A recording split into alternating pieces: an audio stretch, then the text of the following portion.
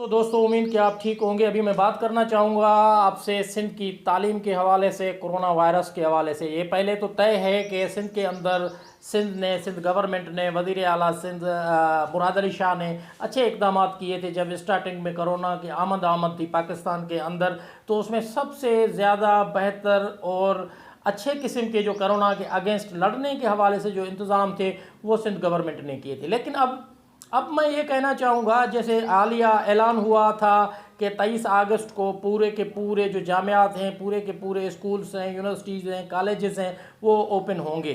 लेकिन जो आज ऐलान हुआ है इस्माइल राव साहब और सीएम सिंध की तरफ से कि 30 अगस्त तक जो है वो मतलब कि एक हफ़्ता और मज़ीद जो है वो सिंध के तालीमी इदारे बंद रहेंगे। यूनिवर्सिटीज़ को भी इसमें शामिल किया गया है कि वो बंद रहेंगे। मुझे पूछना ये था कि भाई ठीक है, हमने तो अब जैसे मैंने पहले शुरू में कहा कि आपने अच्छे इकदाम किए से उनमें कोई डाउट नहीं है। लेकिन अभी आप मुझे बताएं, मुहर्रमुल हराम के 10 दिनों तक जो है वो जुलूस पूरे सिंध के अंदर, पूरे पाकिस्तान के अंदर निकलते रहे, अज़ादार जो है वो ये दिन मनाते रहे। वो तो आपके इल्म में होगा।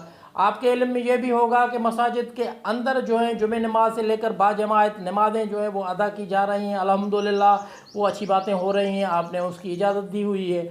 आपको ये भी इल्म में होगा जो दरगाहें हैं उसमें भी ये बच्चों से तो ज़्यादा, वहाँ पर दरगाहों में हज़ारों की तादाद में, हर दरगाह पर पाकिस्तान के अंदर, ख़ास सिंध के अंदर जो है वो ज़ायरीन वहाँ पर आते हैं। वो अपनी अपनी तरीके से, अपने अपने मकतबा फ़िक्र के हवाले से वहाँ पर इबादतें करते हैं। और तीसरी तरफ देखा जाए कि बसों के हवाले से देखा जाए, बाज़ारों के हवाले से देखा जाए, होटल्स के हवाले से देखा जाए, रेस्टोरेंट्स के हवाले से देखा जाए, शादी की तकरीबात के हवाले से देखा जाए, मतलब कि हर हवाले के अंदर कहीं भी आपको कोरोना वायरस नज़र नहीं आ रहा। स्कूलों के अंदर कोरोना वायरस घुस के आ रहा है, बड़ा घूम फिर के, चहलकदमी करके और बड़ा शाइस्ताना तरीके से आता है। और अब मतलब कि 10-15 दिन की छुट्टी लेकर फिर कोरोना वापस आ जाता है।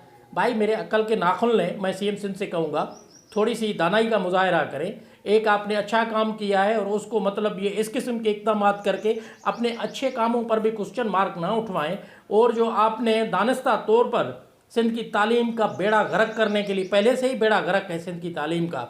कितने आपने खुद जब आकर जो है वज़ीर तालीम आकर कहते हैं कि सिंध के तकरीबन जो असातिज़ा हैं जो मतलब कि वो अंगूठे छाप हैं, मतलब कि उनको सिग्नेचर भी करना नहीं आता, वो अंगूठा लगाते हैं।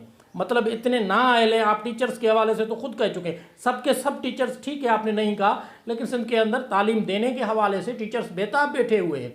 और ख़ास तौर पर अगर देखा जाए निजी स्कूल जो है, जिनका पूरे का पूरा ये कारोबार है, क्योंकि स्कूल के हवाले से अगर देखा जाए तो पूरी सिंध के अंदर हज़ारों की तादाद में प्राइवेट स्कूल काम कर रहे हैं।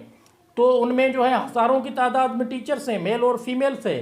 तो उनके गुजर सफ़र के हवाले से मसाइल आड़े आ रहे हैं। तो इन चीज़ों को देखते हुए, और अगर कोरोना के हवाले से इतने ही खदशात हैं, इतने ही ख़तरात हैं और इतने ही मतलब के मुहल्लिक अंदाज से आप समझते हैं कि ये चीज़ें हैं तो दूसरी जगहों पर तो आप उसका इतलाक़ नहीं करते। आकर मतलब कि इसको ठहरना है आकर स्कूलों में, कॉलेजों में, यूनिवर्सिटीज़ में है कोरोना को आकर ठहरना।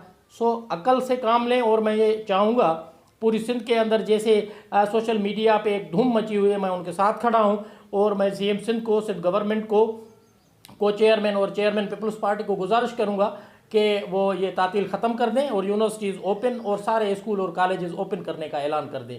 उम्मीद के दोस्तों आपको मेरी बातें पसंद आई होंगी। पसंद आई हों तो बेल आइकन को भी हल्का सा क्लिक कीजिएगा और मेरे इस चैनल को सब्सक्राइब ज़रूर कीजिएगा। अपनी आरा से ज़रूर आगाह कीजिएगा। आपकी बड़ी मेहरबानी।